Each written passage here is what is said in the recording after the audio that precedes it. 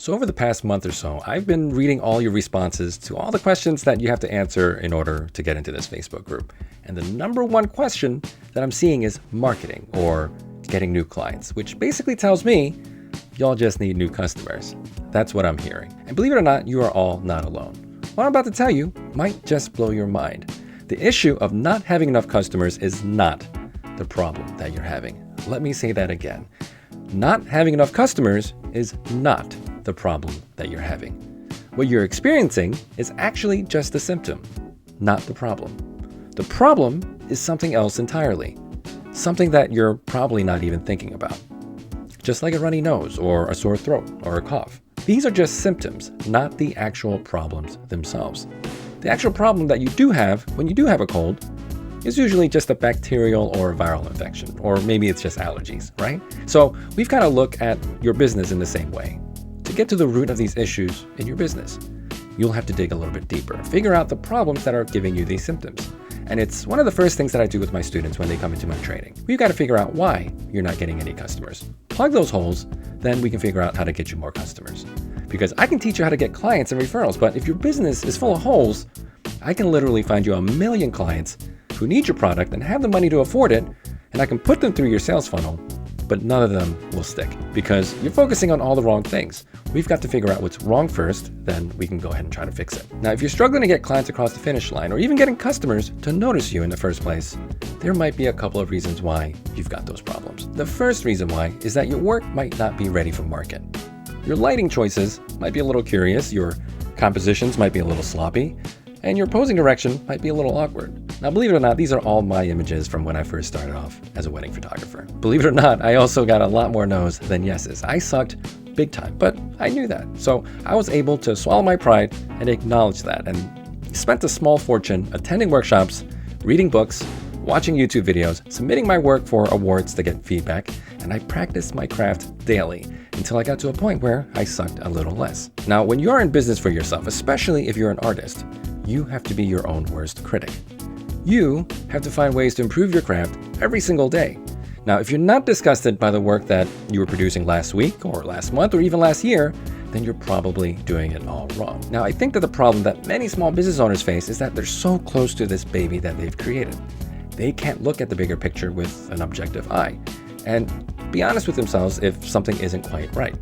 Now, in an earlier video, I called this the IKEA effect, where something just seems way more amazing to you simply because you had a hand in creating it. It could be the ugliest thing on the planet, but it's your ugly thing. And in your eyes, it's beautiful and perfect. Your business would be no different. Now, if you want to fix this part of your business, get another set of eyes on your products and services. Get reviews from your customers, even the bad ones. Constantly work on improving your craft, your product, and your services. Invest in yourself and your business, and keep in mind that while everything might suck a little bit today, the goal here is that this time next week, next month, or even next year, everything might suck a little less. Any improvement is good improvement. Now, even for those who are not just starting out, and you've been in the game for as long as I have, you should still continue to work on your craft. This advice is not just limited to folks who are just entering the market, because if you're not growing, you're stagnating. You need to be hungry for growth every single day. Now, here's another pro tip. Don't ask your spouse, your friends, or your family to do this audit on your business for you. Now, there's a good chance they might pull their punches. You've got to go out there and find yourself a keyboard warrior. It's going to provide you with some hard feedback that's going to help you improve. Or you can find yourself a mentor who's got a vested interest in seeing you succeed. Whatever the case may be, you need to know if there's anything wrong with your product or your services and fix that first. You need to know how your product stacks up with everyone else's in the marketplace. The second thing that we want to look at is your offer. Notice I didn't say prices, but your offer. What are you offering for the price that you're asking? What kind of value are you providing for the price that you're asking? So let's say that you've got a product that you're working on. It's not the best thing in the world, and you're well aware of that, and you're working on it. Which brings me to another common problem that I see with my students. Sometimes their offer is a little bit overpriced for what the clients are getting in return for the money that you're asking them to spend. Why would they spend all that money with you when they can get something similar for cheaper? Or maybe they can get something a lot better for just a little bit more money. You don't see the problem because you're just too close to it. So if you want to know if your pricing is competitive, go ahead and get a free account at The Knot or Wedding Wire, using a fake email address, of course. Just don't be an idiot and use your work email address. And then what you want to do is look at all the competitors in your market, then compare your work to theirs and check out their pricing while you're at it. Now, once you're there, you've got to be super duper honest with yourself and figure out where you stand in the spectrum of all those photographers you're up against in terms of skill level, experience, portfolio, etc., etc. Now, if your peers are somewhere in that range of $3,000, but you're charging $5,000, you're going to have a tough uphill battle. Now, if you're up against other $5,000 wedding photographers because of how you've priced yourself, but you've got half the experience, you've got half the portfolio and half the skill level, you're also going to face an uphill battle under that scenario. Because here's the thing, you just can't go out there and name your price and expect people to pay it just because you got it that one time. Which is a common response that I get when I ask folks why they are charging so much and they've got 0 bookings. For me, I'd much rather get 40 bookings for the year at $2,500 a pop than 2 bookings at $5,000 a pop. By doing it this way, at the very least, this will buy me a little bit more time while providing for my family, figure out what I can do to improve my offer so I can eventually charge more and work less. Because here's the other thing, $2,500 is exactly what I charged my first year in business. Did my first 6 figures in bookings that first year. Could I have raised my prices that year? I most certainly could have, but then my inquiry rate would have gone down, my closing rate would have gone down, then my referral rate would have also gone down. Raising my prices aggressively on the front end would have affected everything downstream, and that was one thing that I didn't want. At 6 figures, I could comfortably feed my family, cover my bills, put in an honest day's work without killing myself while I figured all these other things out. Now, let me tell you, it's not so bad making 6 figures for putting in an honest day's work. 40 weddings a year still gives you plenty of weekends to spend with your family and your friends. It buys you another year to improve your craft, improve your offerings, so you can charge more the following year. When you're first starting out, your goal is to fill your calendar as comfortably as possible without killing yourself and without waiting around with an empty inbox wondering when your next inquiry is going to come in. So if you want to get this part right, you've got to look at your competition, see what they're offering, and price yourself accordingly. So if you're just starting out or if you're just breaking out into a new market, it's super important for you to get this part right.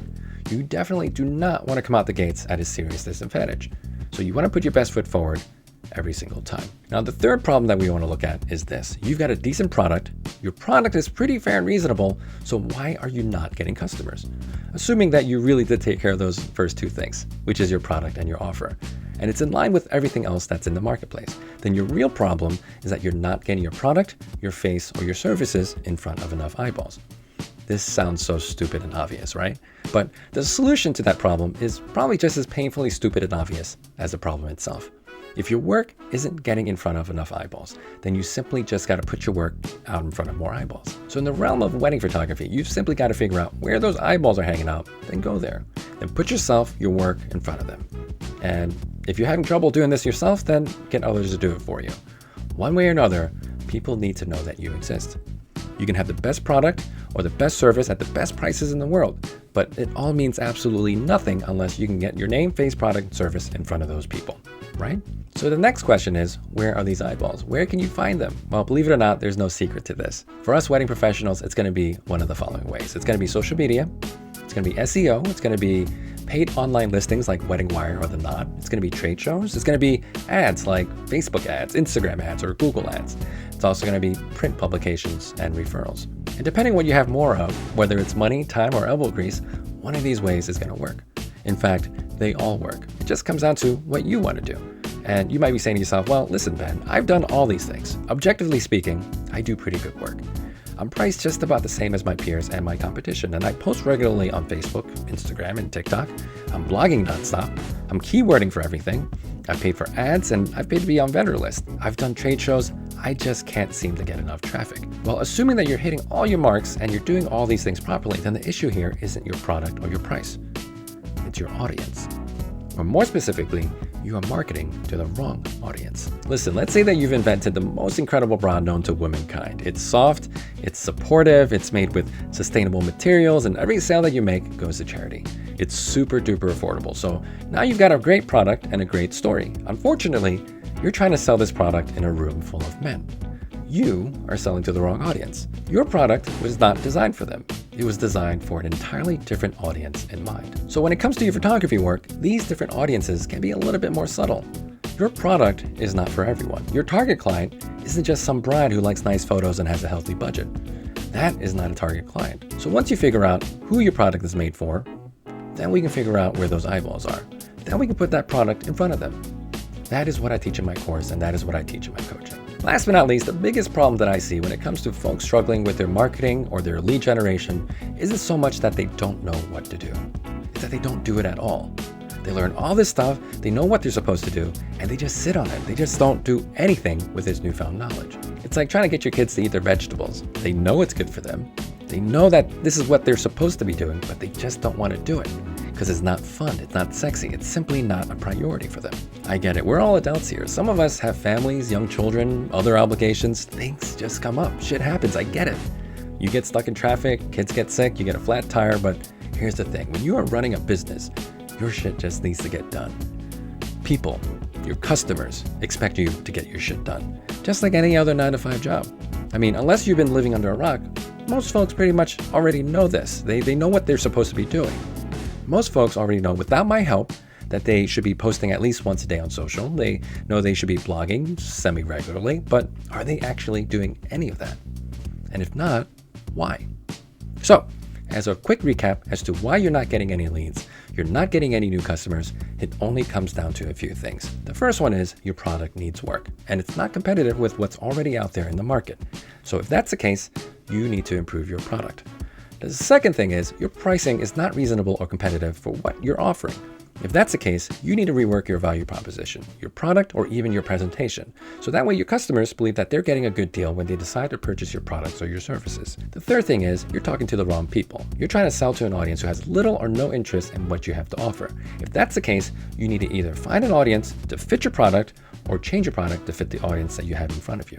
Whatever the case may be, those things have to match if you want that sale to happen. Those things have to match if you want to be able to stop them in their tracks when you're finally able to get your product in front of their eyeballs. Last but not least, you're not putting in the time or effort into the things that matter. The foundational stuff, the boring stuff, like SEO, social media, and serving your clients and referral sources in a meaningful way. At the end of the day, it comes down to those four things: your product, your price, your audience, and putting in the work to make sure that all those things are in order. Now, if you'd like to get some more personalized help, maybe all this sales and marketing stuff is a little bit too overwhelming for you, I'll leave the link in the description below where you can sign up for some more in-depth coaching with me. I hope that in today's video, I was able to inspire you to look at your marketing a little bit differently, instead of blindly just trying to get more customers in through the door. I hope that you'll now take a little bit more detailed look into your product, your offer, your value proposition, or even your audience to make sure that you're set up for success. There is a marketplace full of customers just waiting to buy from you. And none of that matters if you don't have the foundational stuff in place first. Anyway, that's all I got for you guys today. If you found this video to be helpful, please remember to like, comment, share, subscribe, and invite your friends to the party. As always, thank you guys all so much for watching, and I'll see you guys at the next one. Bye.